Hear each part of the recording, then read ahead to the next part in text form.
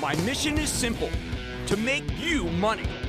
I'm here to level the playing field for all investors. There's always a bull market somewhere, and I promise to help you find it. Mad Money starts now. Hey, I'm Cramer. Welcome to Mad Money. Welcome to Cramerica. Let people make friends. I'm just trying to make you a little money. My job is not just to entertain you, but to educate and teach. Call me, 1-800-743-CNBC, or tweet me at Jim Cramer. Santa J is coming to town. That's right. We rallied hard today. Dow jumping 737 points. S&P surging 3.09%, and the Nasdaq pole vaulting 4.41%. Because Jay Powell said the obvious: the economy is slowing, so the Fed doesn't need to tighten as hard as the hawks have been blathering about. The big takeaway: the Fed probably won't have to drive us into a recession in order to stop inflation. House of pleasure. Yep, the fabled soft landing is not only possible, it's actually happening. It's here. No wonder we rallied like crazy, led by the beaten down high-quality stocks, the ones that get hurt the most by high inflation. Powell says the Fed's beginning to win its war against inflation, so they actually will bounce back. The most hated large-cap stocks, the semiconductor stocks, the gigantic FAANG names. Yes, plus even Microsoft. Well, guess what? They had fabulous moves. And why not?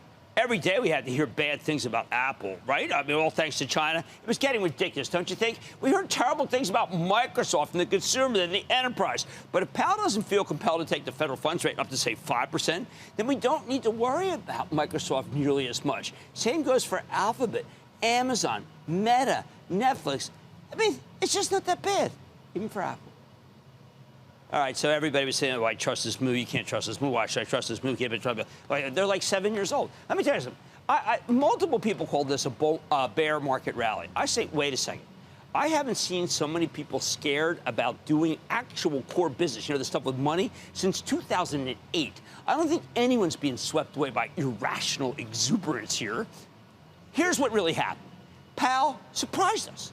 I know it's not necessarily how it's being covered.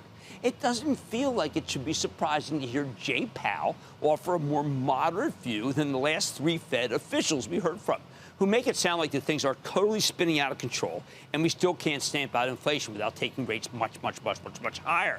Today, Powell did what I thought was reasonable. How shocking can rationality really be? In truth, though, there's been a budding sense among many business people that the Fed had decided to go full-on, no-hope crash landing because the plane was about to explode. The instrument panel, namely the bond market, sure acted that way. Rates just kept going higher and higher and higher. I watched the 2-year Treasury like an owl, not a hawk. The owl's got better eyes, they got the better superior night vision, and it was flashing, warning, danger, danger, danger, danger, until today. Today, the 2-year started its pullback from 4.5% and went toward 4.3%. That's like a lot when it comes to, percentages. A huge referendum of the success of the Fed's fight against inflation. We had some of those officials talking about 5 to 7% solution, which would be brutal for the economy. And the bond market sure acting like we can maybe take that surefire recession recipe off the table. What fuels Powell's confidence? I think it's what he learned in 2018 when he overdid the rate hike talk and almost threw us into a recession, and at that point for no particular reason. For the first time in a year, it feels like Powell's truly worried that business has turned bad. Not that inflation's soaring, but that actual business, what you and I do, is turned bad. And at a terrible time, right when China's locking down and Europe's suffering from a land war down the block. He is right to be worried. He's got plenty of evidence that he's winning. Take housing sales. We found out this morning that they're down 37%. If that's not a win for the Feds and war against inflation, I don't know what is. Many companies are taking down sales numbers. Other companies talk about elongated sales cycles, meaning it's taking longer to close on new business, and longer sometimes means never. Most times means never. Meanwhile, there's a daily drumbeat of layoffs that we just kind of even take for granted. It started in dribs and drabs, but now I see it's kind of the spigot's really opening. It's going to get worse before it gets better. We see belt tightening pretty much everywhere. Remember how easy it was to get a job? That's not true anymore, especially in technology. The Fed hit the brakes on a once overheated economy, and it sure looks like things are working. I talked to a ton of business people, both on air and, more importantly, behind the scenes. Nearly all of them say the same thing. In the last 6 weeks, something really dreadful happened in this country. There's been a freezing, just a lock, where people are afraid. Not just afraid to spend money, but afraid. I mean, like, just really afraid. Today could alleviate worries. Turn maybe even those fears to somewhat irrational. I think Senator Powell knows the employment numbers are about to be heading in a real negative direction. So if he talks about the need for 3 more big rate hikes, as others on his team have, a recession is just self-fulfilling. He doesn't want to be the direct cause of his own recession. Why does the Fed have to crater the economy when it looks like it's going to crater on its darn own fruition? So why not pull up, glide down, engineer a soft landing, foam the runway a little? Now, how about the stock market? There are tons of bears out there, and I can't blame anyone for being a bear. I can't. But even as the market looked terrible coming into today's session, do you know that the advanced decline, the number of stocks going up versus down, was quite strong? This morning, I was going back and forth with Larry Williams, that legendary market historian, talking about how everyone has given up on tech. He reminded me, and this is literally like 10:30. He said, well, that's when you got to buy. And that was when the market was down really badly. Holy cow, what a call. And that was before Powell gave us this incredible rebound. I say if you want to pounce on tech, you need to be very, very selective because a lot of these names are still way too dangerous to touch. This is still a market where you need to find solid companies with good balance sheets that make things and do stuff at a profit and ideally return some of that profit to you, the shareholder. Yet every day I hear about people who are not in those kinds of stocks. They're in like a merging market nonsense. They're in high-flying enterprise software names that are losing money hand over fist and don't have the slightest chance of turning a profit. Or they're in companies that complain about macro headwinds and elongated sales cycles. That's no good. I am worried about some of the best companies, including 2 tonight with stocks under pressure that we're going to have to talk to later in the show. Look, it's terrific for the bulls that Santa J senses the hardest part of the engineered slowdown may be running its course a full year after the bear market got rolling.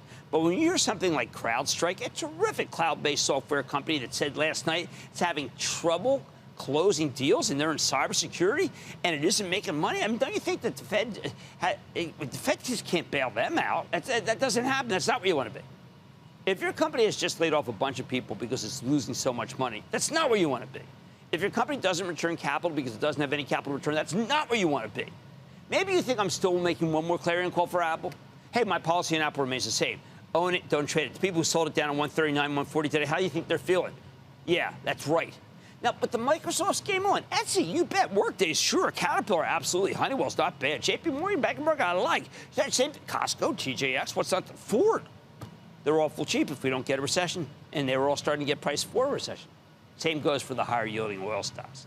So you got to use this moment to pivot yourself. Get out of the stocks I've been railing against for a full year. Like that. There's a woman telling me yesterday her mother got out of these crummy stocks and went into Apple. You know what? She's doing better than the crummy stocks. And get into stocks of companies that make things and do stuff at a profit and return some of that to you. Bottom line, Santa J may be coming to town, but he's also making a list. He's checking it twice. Stay away from the stocks that are naughty. Buy the ones that are nice. Bradley in California. Bradley.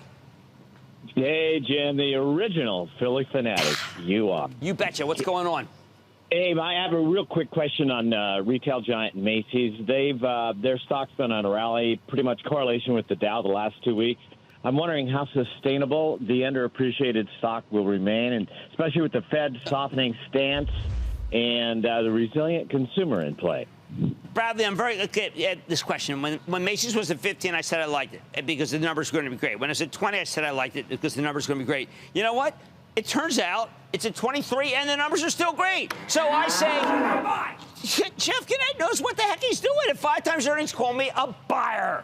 I want to go to Jerry in Missouri, please. Jerry. Jim, I am a club member whose Estee Lauder position has now paid for Christmas.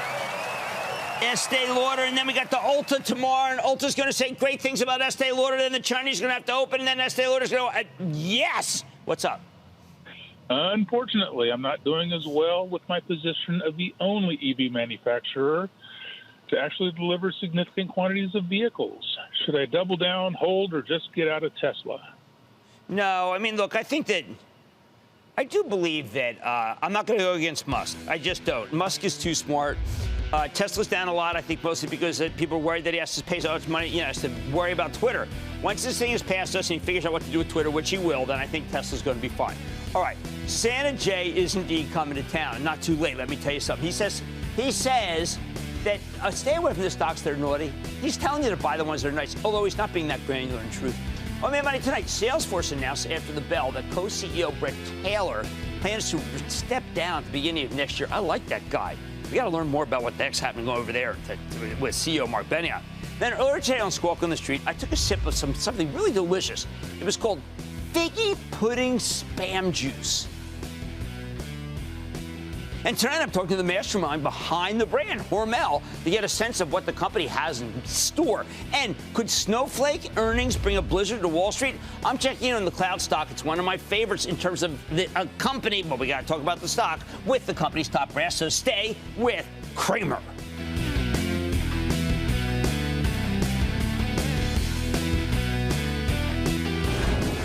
Don't miss a second of Mad Money. Follow @Jim Cramer on Twitter. Have a question?